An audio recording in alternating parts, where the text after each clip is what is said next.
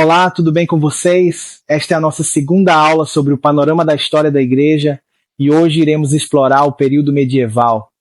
Quero que você tenha em mente dois pontos importantes. Este é um período muito extenso e complexo. Para facilitar a compreensão, vou utilizar simplesmente o termo Idade Média, sem recorrer às divisões tradicionais entre Alta e Baixa Idade Média ou a chamada Idade das Trevas. À medida que você escuta esta aula, tente conectar o conteúdo com o que discutimos na primeira aula. Lembre-se de que nos períodos iniciais da história da Igreja ainda não existiam as divisões que temos hoje.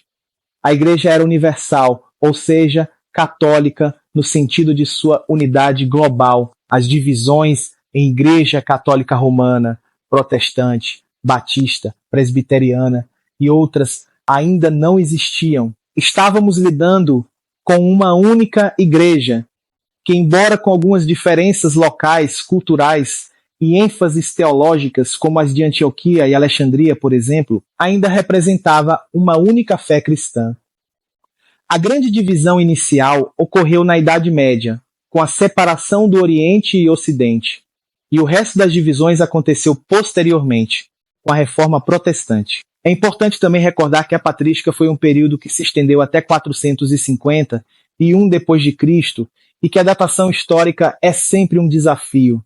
Embora o período medieval tenha uma fase de transição longa e complexa, podemos definir alguns marcos temporais.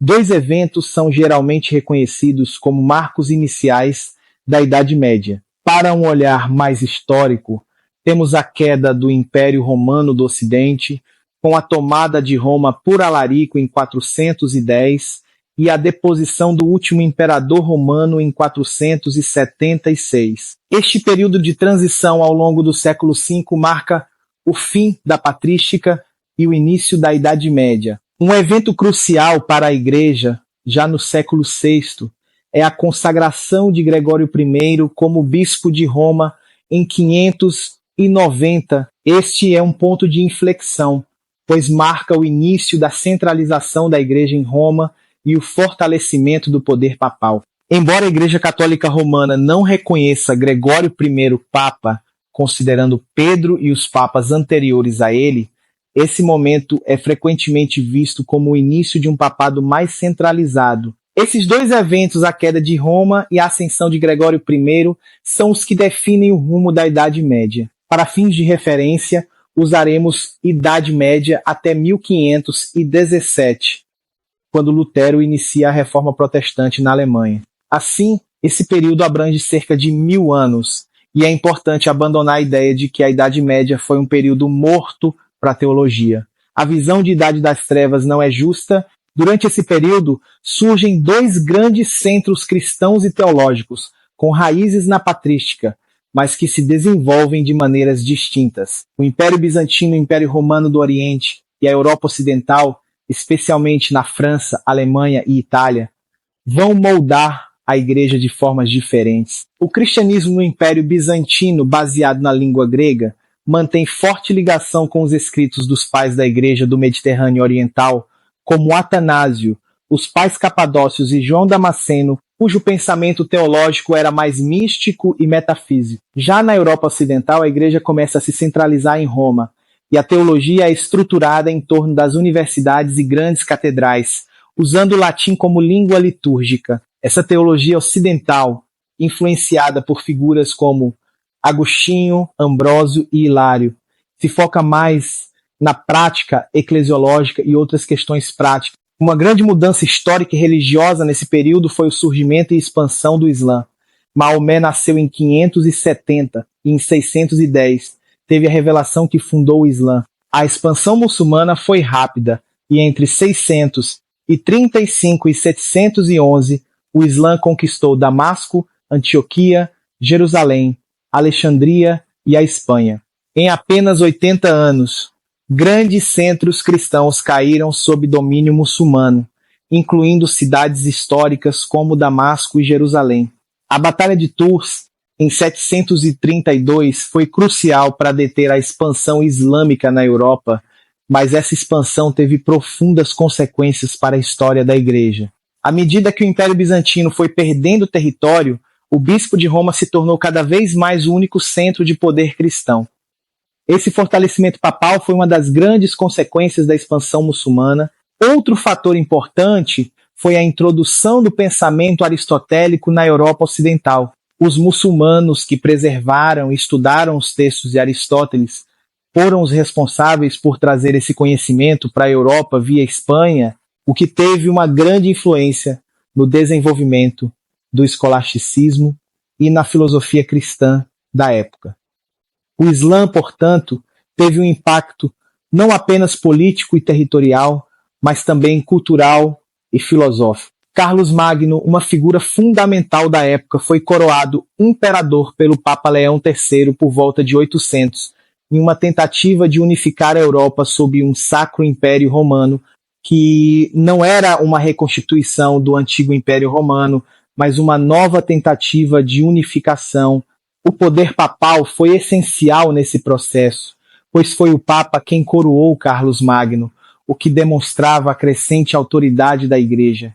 A Igreja passou a ser uma instituição com influência sobre a política e a realeza, posicionando-se como um poder superior ao dos próprios reis. O primeiro grande cisma da história da Igreja ocorreu por volta do ano 1000, quando a Igreja se dividiu em dois grandes centros: a Igreja Ocidental, centrada em Roma, e a Igreja Oriental, com sede em Constantinopla. As razões para o cisma foram várias. Uma disputa política entre Roma e Constantinopla sobre quem detinha maior autoridade, questões teológicas como a controvérsia sobre a cláusula filioque, que adiciona e do filho ao credo de Nicéia, e o debate sobre o uso de imagens na Igreja Oriental. Esse cisma, formalizado em 1054, resultou na separação definitiva entre a Igreja Católica Romana e a Igreja Ortodoxa, que perdura até hoje. Após o cisma, o cristianismo ocidental continuou a se desenvolver e as cruzadas se tornaram um evento central na história da Igreja. Quando Jerusalém foi tomada pelos muçulmanos, o Papa Urbano II pregou em 1095 a necessidade de reconquistar a cidade sagrada. Essa convocação deu início a um período de 7 grandes cruzadas, a mais famosa das quais foi a Terceira Cruzada, liderada pelo rei Ricardo Coração de Leão. Embora os cristãos não tenham conseguido retomar Jerusalém, a peregrinação cristã foi permitida pela negociação com Saladino.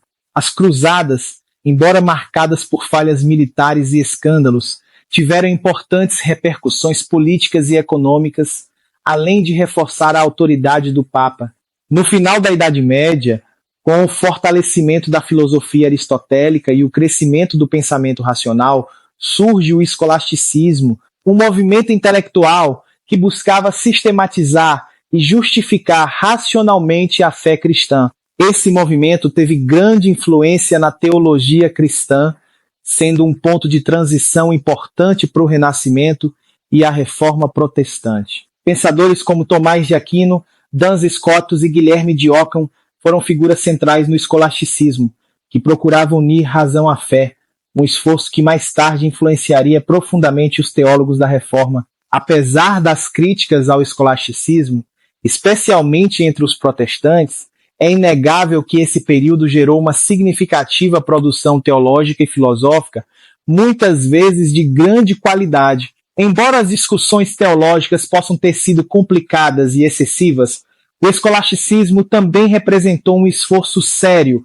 para abordar questões complexas sobre a fé cristã e seu entendimento racional. Como conclui Alistair McGrath, o escolasticismo fez contribuições cruciais para áreas centrais da teologia, especialmente em relação ao papel da razão e lógica. O pensamento de teólogos como Tomás de Aquino, Duns Scotus e Guilherme de Ockham continua a ser uma referência histórica importante para a teologia cristã até hoje. No próximo vídeo, abordaremos a decadência da Idade Média e os eventos que levaram à Reforma Protestante. Que Jesus Cristo nos abençoe. Amém.